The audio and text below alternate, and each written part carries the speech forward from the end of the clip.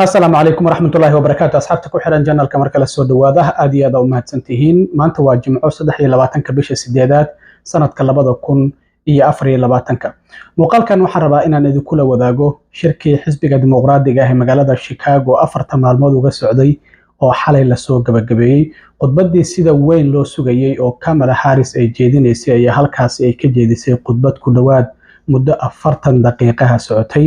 dad fara badan oo Mareykanka oo wali go'aan aan ka gaarin qofka ay u codeynayaan oo shaki uu ku jiray xalay qaarkood khudbadeeda markii ay daawadeen kadib mowqifkoodii waa ay bedeleen oo waxay qaarkood yiraahdeen waxaan u codeynaynaa Kamala Harris haddaba arintaasi sidee u dhacday khudbadeeda waxyaabihii ugu muhiimsanaa ay uga hadashay ayaan rabaa inaan idin la wadaago Trump oo shalay booqday xadka dhinaca Arizona isla markaana sheegay in dad aad u fara badan oo tarxiili doono xilli waliba la qabtay nin baraha bulshada ku hanjabay in uu Trump dili doono ugu hanjabayna gacanta ay ciidamadu ay ku dhigeen arimahaas ayaan rabaa inaan idin la wadaago balse marka hore aan kormaro shirkii xisbiga Dimoquraadiga oo isniintii ka furmay magaalada Chicago ee gobolka Illinois ayaa xalay soo gabagaboobay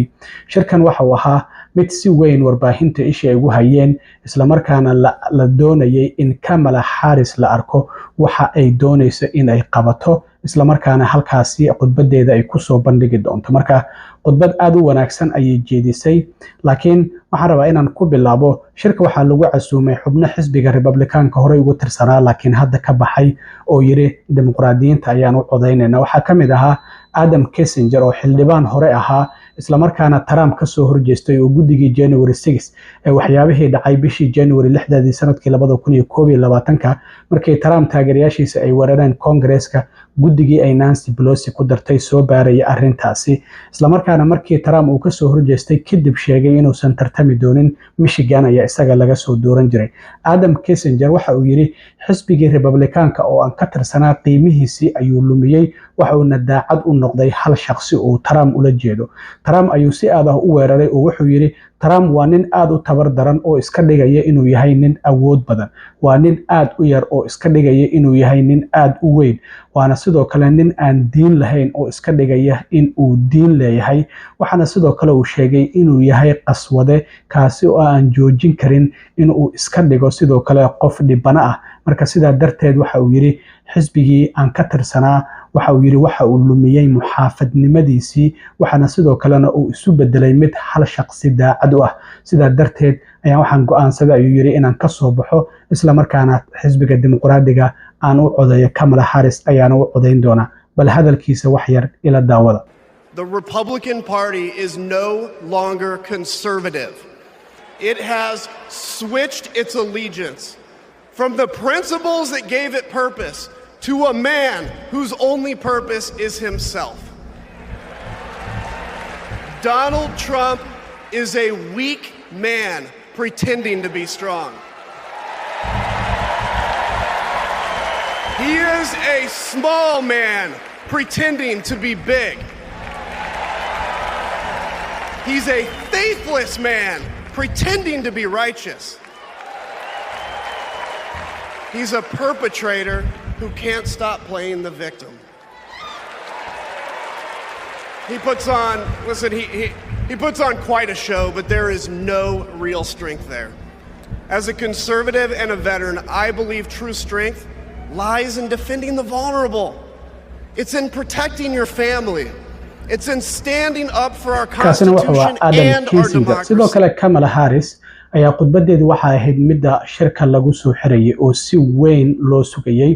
khudbadeedu ku dhawaad muddo 40 daqiiqo ah ayay socotay dhinacyo fara badan ayay uga hadashay Kamala Harris waxay tiri waan ogahay in dad fara badan oo fikrado kala duwan oo siyaasadeed leh ay daawanayaan laakiin waxaan ballan qaadayaa inaan madaxweyne u noqon doono dhammaan shacabka Mareykanka waxay tiri diin kasta iyo sidoo kalena luqad kasta oo ay ku hadlayaan waxa ay sidoo kale ay sheegtay in ay noqon doonto madaxweyne dadka mideeya hogaamiya dhageysta isla markaana la fahmi karo hadalkaasi iyadoo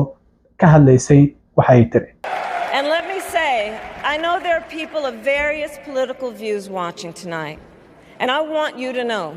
I promise to be a president for all Americans. You can always trust me. to put country above party and self, to hold sacred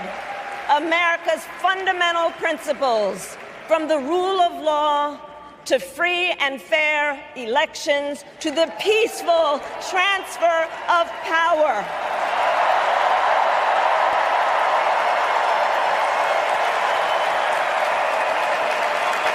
I will be a president who unites us around our highest aspirations, a president who leads and listens, who is realistic, practical, and has common sense,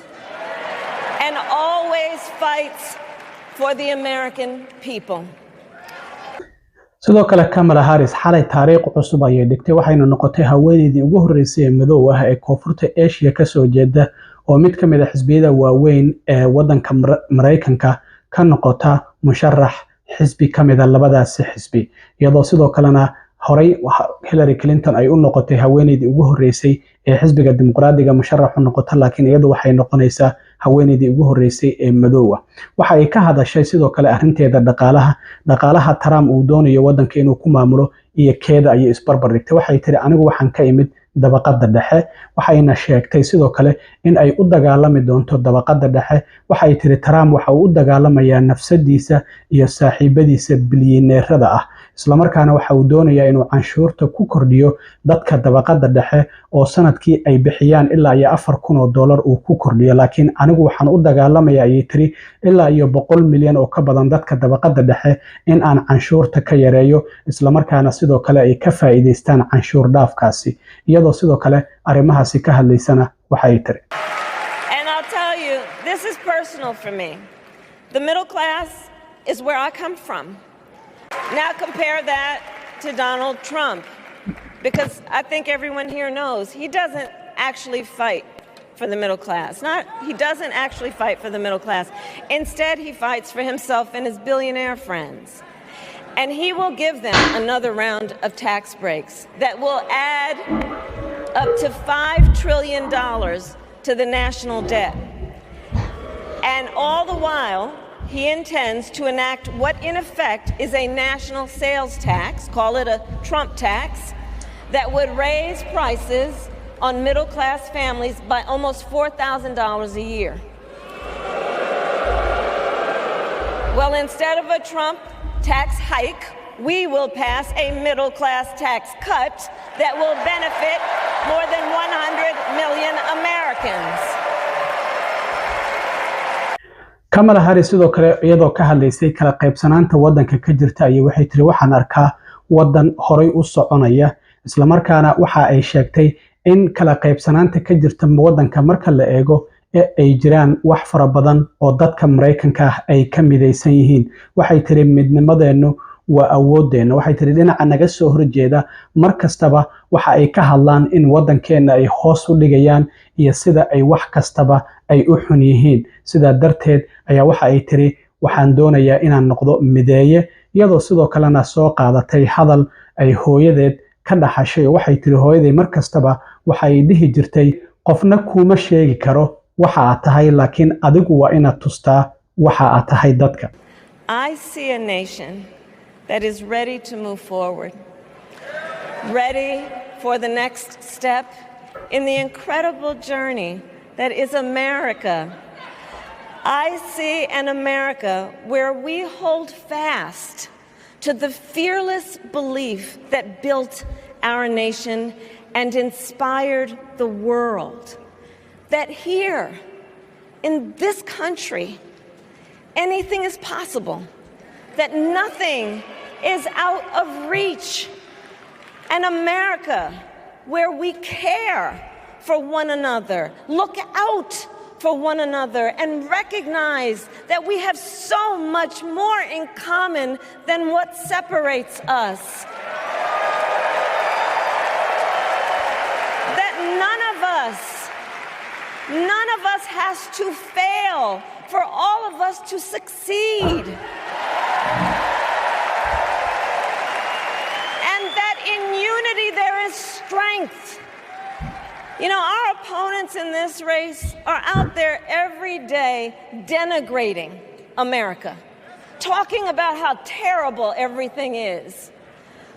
Well, my mother had another lesson she used to teach. Never let anyone tell you who you are. You show them who you are. ugu dambeyntii Kamala Harris waxay tiri noloshayda oo idil hal macaamil ayaan lahaa macaamilkaasna waxa uu ahaa dadka marka sidaa darteed ugu dambeyntii waxay aqbashay in ay xisbiga Dimoquraadiga noqoto musharaxa uga qayb galaya doorashada madaxtinimada ee 5 November dhacaysa waatan markii ay aqbalaysay musharaxnimada. My entire career I've only had one client, the people. On behalf of the people, on behalf of every American, regardless of party, race, gender, or the language your grandmother speaks, on behalf of my mother and everyone who has ever set out on their own unlikely journey, on behalf of Americans like the people I grew up with, people who work hard, chase their dreams, and look out for one another, on behalf of everyone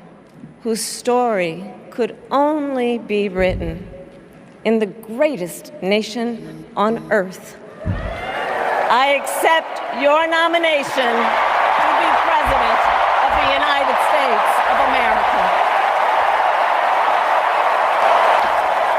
Kamala Harris waxay sidoo kale ka hadashay dagaalka Ukraine iyo Ruushka waxay ka hadashay arinta ka socota bariga dhexe iyadoo sidoo kale sheegtay in xabad joojin maxaabiista la isweydaarsado nabad ka dhacda bariga dhexe ay ka talin doonto ugu dambeyntiina sida dhaqanka shirku marka uu dhamaado waxa la sameeyaa balloon drop wax la yiraahdo oo buufino kala duwan leh ayaa kor laga soo daadiyaa sida darteedna waxa stage-ka soo koray odageeda Doug Emhoff ku-xigeenkeeda Tim Wallis iyo sidoo kale xaaskiisa Gwen caruurta ay awoowaha yihiin iyo waliba kuwa ay dhaleen halkaasina lagu dabaaldegay shirkana uu ku soo xurmay ugu dambeyntii Trump isaguna shalay waxa uu booqday xadka Mareykanka uu la wadaago Mexico gaar ahaan dhinaca Arizona halkaasina waxa ku heliyay qoys gabadhooda oo 12 jir ah ay dileen joogalooti sharci darro ah bishii June gabadhaasi 12 jir ay ahayd labada nin ayaana dilay hooyadeed ayaa halkaasi ka hadashay oo Trump la socotay Trump ayaa la weydiiyay haddii madaxtinimada aad ku guuleysato waxaad sheegtay in dad fara badan aad tarxiilayso lacagtaasi halkeed ka keenaysa dadkaasi aad ku tarxiilayso waxa uu yiri lacag trillions ayaa ku baxaysa dollar hadii ay wadanka sii joogayaan marka waa inaan tarxiilnaa ma haysano